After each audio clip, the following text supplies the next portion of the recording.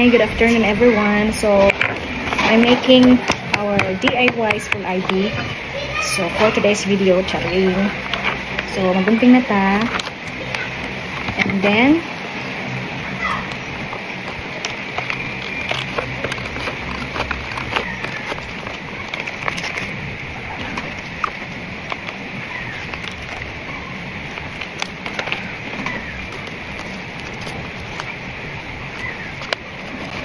so, nahuman ko ganina sa grade 3. Then, karon is grade 1. Different sa among course diri Dili lang ako pakita ang naong kay it's bawal. So, ito, pagkahuman, ano siya. Pwede ba duha siya? Sorry, ano lang.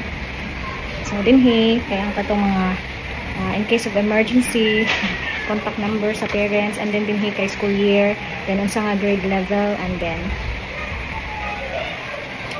signature sa teacher. Pero dili na lang nako pasaynan diri Ilan na lang inig laminated na siya.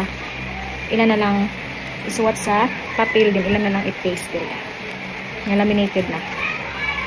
And then after that, ato ibutang anhi, sumano siya laminating foam. Pinakabaga ni siya kung ipalit. Here.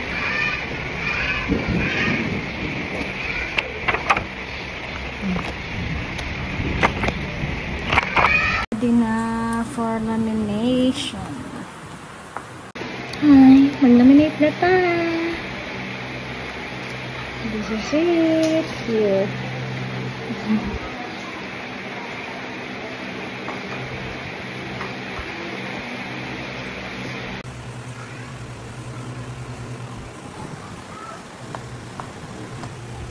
Balik-balik lang yan.